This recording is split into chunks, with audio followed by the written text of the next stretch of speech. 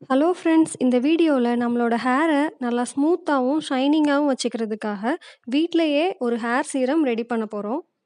இந்த serum use பண்ணதுக்கு அப்புறமா கடையில கண்டிப்பா நீங்க சீரம் வாங்க மாட்டீங்க. ஏன்னா இதுவே நல்லா ஸ்மூத்தா, ஷைனிங்கா ஆக்கும் உங்க முடிய. இந்த பிக்சர் கம்பேர் பண்ணி பார்த்தீங்கனாலே புரியும். இந்த சீரம் எனக்கு நல்ல ரிசல்ட் குடுத்ததுனால தான் நான் இந்த வீடியோவே அப்லோட் பண்றேன். அதனால நீங்களும் இத கண்டிப்பா ட்ரை பண்ணி பார்த்துட்டு ஃப்ரெண்ட்ஸுக்கும் மறக்காம இத ஷேர் பண்ணுங்க.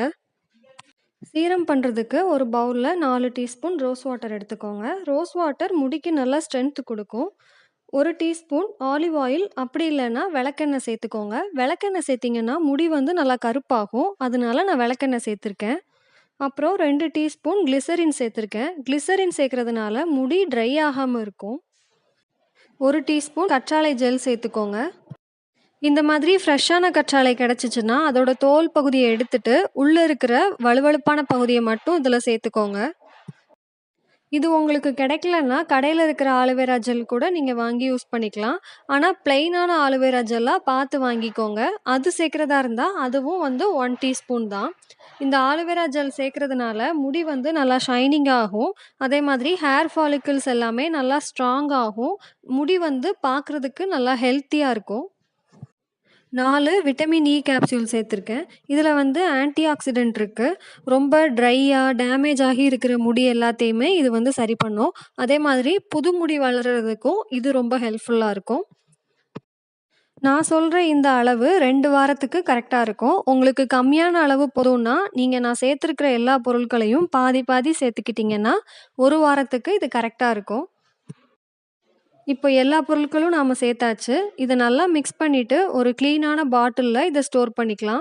ஃப்ரிட்ஜ்ல ஸ்டோர் பண்ணிக்கலாம். அப்படி இல்லன்னா வெளியில கூட நீங்க வச்சுக்கலாம். ஆனா ஃப்ரிட்ஜ்ல வச்சீங்கன்னா இன்னும் கொஞ்ச நாள் ஃப்ரெஷ்ஷா இருக்கும். இத எப்படி யூஸ் பண்றதுன்னு பார்க்கலாம். இத யூஸ் பண்றதுக்கு முன்னாடி முடிய வந்து பாதியா பிரிச்சுக்கிட்டீங்கன்னா கொஞ்சம் ஈஸியா இருக்கும். இந்த பாட்டில ஒவ்வொரு தடவையும் நீங்க நல்லா குலுக்கிட்டு அதுக்கப்புறமா யூஸ் பண்ணுங்க. ஒரு 4 டிராப் மட்டும் உங்களோட உள்ளங்கையில எடுத்துக்கிட்டு அத வந்து நல்லா கையால தேய்ச்சுக்கோங்க. இந்த மாதிரி. அதுக்கப்புறமா அத முடியில பொறுமையா அப்ளை பண்ணுங்க. இத வந்து நம்ம முடிக்கு மட்டும் அப்ளை பண்ணாலே போதும். தலைக்கு தேய்க்கணும்னு அவசியம் கிடையாது. சப்போஸ் நீங்க தேய்க்கும்போது தலையில பட்டுச்சுனா கூட ஹேர் ஃபால் அந்த மாரி எந்த பிரச்சனையும் ஆகாது. அதனால நீங்க பயப்படாம இத தேய்க்கலாம். அதே மாதிரி இன்னொரு பக்கமும் இத நல்லா தேய்ச்சுக்கோங்க. இந்த சீரம் அப்ளை பண்ணதுக்கு முன்னாடி என்னோட ஹேர் எவ்வளோ ட்ரையா இருந்துச்சு. ஆனா, இப்போ அப்ளை பண்ணதுக்கு அப்புறமா எவ்வளோ ஷைனிங்கா இருக்கு பாருங்க. சீரம் அப்ளை பண்ணதுக்கு அப்புறமா ஃபுல்லா சிக்கிழுத்துடுங்க முடியில. இந்த மாதிரி கீழ ஃபர்ஸ்ட்டு ஸ்டார்ட் பண்ணுங்க சிக்கிழுக்கிறதுக்கு. நம்ம ஃபர்ஸ்ட்டே மேலருந்து சிக்கிழுக்க ஆரம்பிச்சோம்னா, முடி வந்து ரொம்ப டேமேஜ் ஆகும். இந்த மாதிரி நாம சீப்பு வச்சு எல்லா பக்கமும் சீவுறதுனால, நம்ம அப்ளை பண்ண சீரம் வந்து எல்லா பக்கமும் நல்லா ஈவனா ஸ்ப்ரெட் ஆகும். இப்போ ஃபைனலா 2 டிராப் மட்டும் நான் திரும்ப சீரம் அப்ளை பண்ணிக்கிறேன் எல்லா பக்கமும். வெளியில எங்கேயும் போறதா இருந்தா, நீங்க ஆயிலுக்கு பதிலா இந்த சீரம் அப்ளை பண்ணிக்கிட்டீங்கன்னா, முடி வந்து ட்ரை ஆகாம இருக்கும். நம்ம ஆயில் தேய்ச்சுட்டு போனோம்னா, முடி வந்து ரொம்ப பிசுபிசுன்னு ஆயிடும். ஆனா, இந்த சீரம் அப்ளை பண்ணீங்கன்னா, அந்த மாதிரி எந்த பிரச்சனையும் இருக்காது.